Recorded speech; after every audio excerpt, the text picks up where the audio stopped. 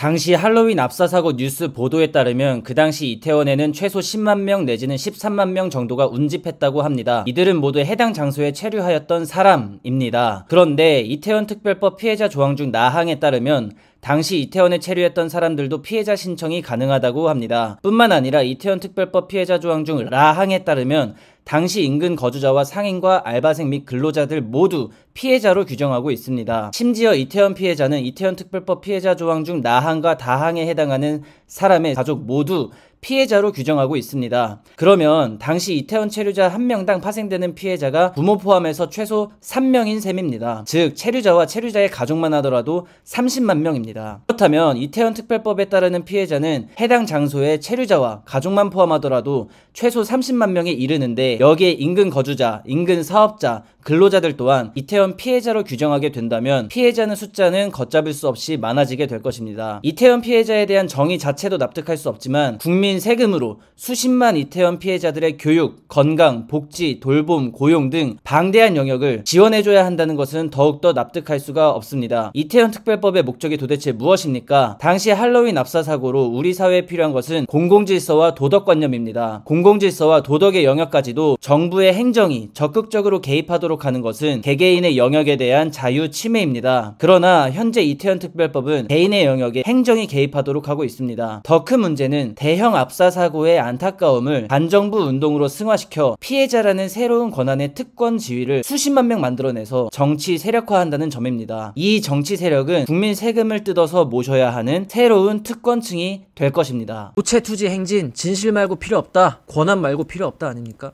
진실 이미 있잖아요. 진실. 사람들이 많이 모여서 안타까운 사고가 난 거 그 이상도 이하도 아니잖아요. 뭔 진실이 더 있죠 여기에? 진실은 이미 나왔고 이제 남은 건 뭐냐? 반정부 투쟁 플러스 특권 내놔라. 특별법 공포만이 유족의 고통을 줄일 수 있다? 이거 계속할수록 고통은 한평생 줄어들지 않아요. 계속 고통 속에 살겠다고 하시는 거예요. 죄송하지만은 이태원 특권법 만들어가지고 한평생 그 직위를 가지고 반정부 운동 내지는 정치활동 내지는 데모질 하겠다라는 거거든요. 한평생 나는 고통 속에 숨쉬는 나는 피해자의 직위를 가질 거야 라는 법으로서 영구한 피해자의 지위를 가질 거야. 그래서 영구히 세금을 빨아먹고 영구히 나는 아픈 사람일 거야, 그런 삶 속에 살 거야 라는 거 말고 뭐입니까 솔직히. 1.5kg 왜 기어가세요? 그러니까 국가는 나한테 영원히 추모를 해줘야 되고 대한민국 국민들은 영원히 나를 모셔야 되고, 왜 모셔야 됩니까 도대체가? 이 조사위원회라는 게 있어요. 할로윈 사고에 대해서 자기들이 원하는 진실이 나올 때까지 뭐든 다 때려잡고 다 조사하고 다 수사하고 해가지고 자기들 입맛에 맞는 역사를 만들겠다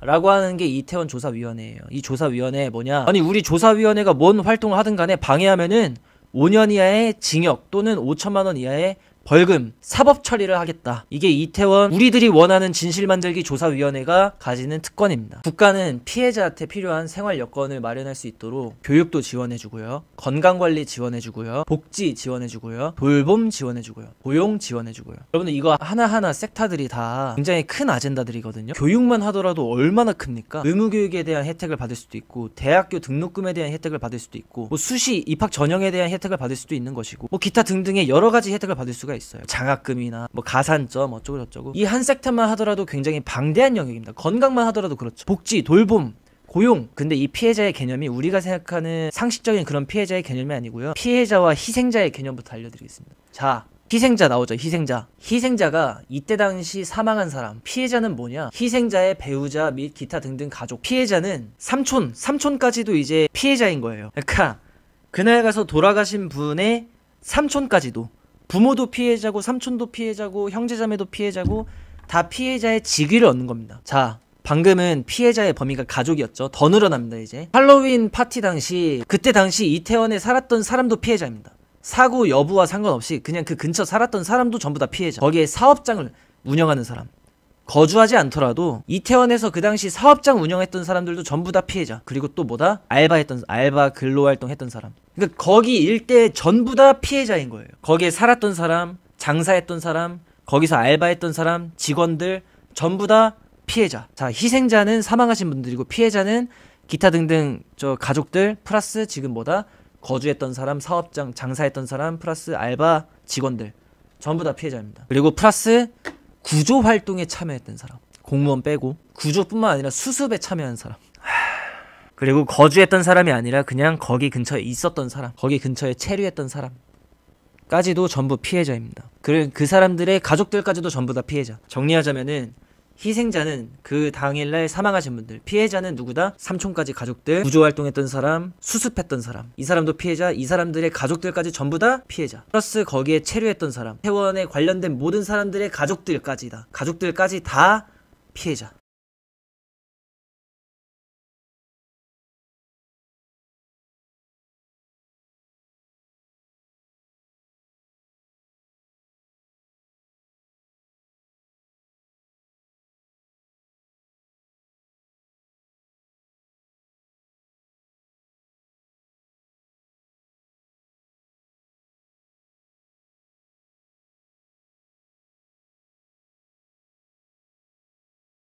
이 사람들은 무슨 권리를 가지냐? 차별받지 않고 혐오로부터 보호받을 권리. 차별금지법이죠. 그렇죠. 차별금지법이죠. 사고 난 사람들 전부 다 국가에서 지원해주고 특별한 지위 만들어주고 권한 주라고 국민들이 열심히 일해서 세금 내는 거 아니잖아요. 국민들이 세금 내는 이유가 사고 당한 사람들 좌파이기만 하면 전부 다 특별 지위를 만들어주고 영구히 국가적으로 어떤 피해 보상을 해주고 이러라고 국민들이 세금 내는 게 아니잖아요. 대한민국 정체성이 아주 그냥